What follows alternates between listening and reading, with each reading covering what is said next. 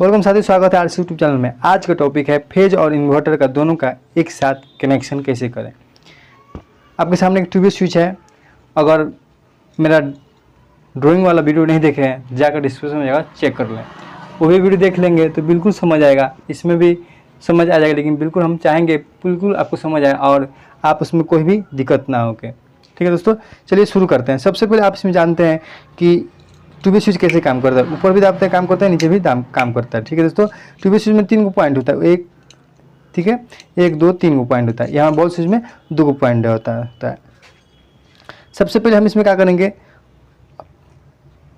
Plus को ऊपर डाल देंगे, माइनस को लाकर इसमें हम जोड़ देंगे, माइनस लाकर हम बॉल में जोड़ देंगे, माइनस को बॉल में लाकर हम जोड़ देंगे। सबसे पहले हम जैसे कि इन्वर्टर का और फेज का कनेक्शन करेंगे। इन्वर्टर और फेज का, इन्वर्टर के दोनों रेड तार लेंगे। ये हमारा हो गया फेज का। यहाँ पर हम फेज का कनेक्शन कर लेंगे।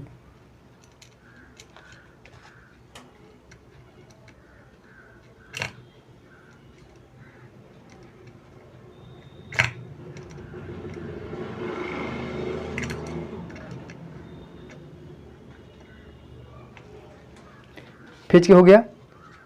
अब इसको हम इन्वर्टर का कनेक्शन कर लेंगे। यहाँ पर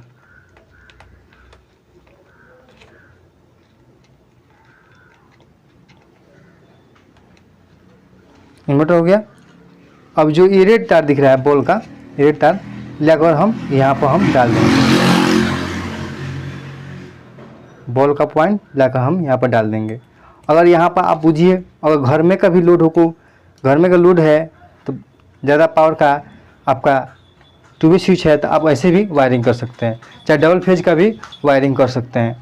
अब हम क्या करेंगे, ये जो माइनस दिख रहा है, माइनस को हम सीधे डायरेक्ट में हम जोड़ दें, यानी इसको लाकर हम जोड़ देंगे इसमें, ये वाला इसमें जोड़ देंगे। जोड़ने के बाद इसको हम सप्लाई देंगे। इन्वर्टर का फेज लेंगे और न्यूटन समझो करते हैं। न्यूटन का तब चाहे न्यूटन अर्थिंग ले सकते हैं, चाहे कोई भी ले सकते हैं। इसमें न्यूटन का कोई परेशानी नहीं है। ठीक है, अब यहाँ पर हम ट्यूब स्विच घुमा लेंगे। ठीक है, ट्यूब स्विच घुमा लिया, ऐसे रख लिए। अब हम इसका कनेक्शन करेंगे।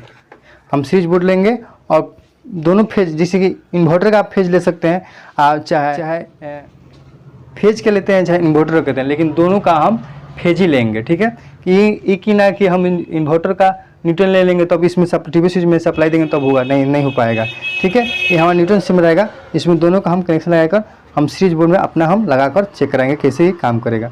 ठीक है, देखिए काम एक दोनों सबसे दाबेंगे, ये हमारा जलेगा। ऐसे ही आप मेन को बोर्ड का भी कर सकते हैं, इसमें कोई दिक्कत नहीं है। ठीक है, दोनों फेज दिख रहा है, दोनों देखिए दोनों फेज है। बुझिए आप एक तार को आप इन्वर्टर में जोड़ रहे हैं, एक तार को आप इथी में जोड़ रहे हैं फेज में। इसमें सप्लाई देंगे, एक जब जल रहा है, ठीक है, फिर स्विच इधर दाबेंगे, ये भी जलेगा। ठीक है दोस्तों, ठीक है। जैसे कि आप अगर फेज में लाइन अगर एक तार को हम इसमें निकाल देते हैं, एक तार को इसमें से निकाल देते हैं, तो जैसे इधर आएंगे ये नहीं जलेगा। ठीक है, ठीक है, इधर जाएंगे जल रहा है। ठीक है, फिर एक फेज को इसमें डाल देंगे, ये दोनों तरफ जलेगा। देखिए दोनों तरफ जल रहा है ना। ऐसे ही आप इस फेज को लेकर आप कहीं भी, जैसे इन्वर्टर में लगा सकते हैं, चाहे तार हिल रहा है इसमें कोई दिक्कत नहीं है, चाहे फेज में लगा सकते हैं, इसमें कोई दिक्कत नहीं है। ठीक है, ये निकाल दिए तो एक तरफ नहीं जलेगा, एक तरफ दाबेंगे जलेगा। ठीक है, ऐसे ही वायरिंग कीजिएगा फेज और इन्वर्टर का कनेक्शन। ठीक है दोस्तों, वीडियो कैसा लगा, अच्छा लगा तो शेयर करें, लाइक करें, कमेंट करें।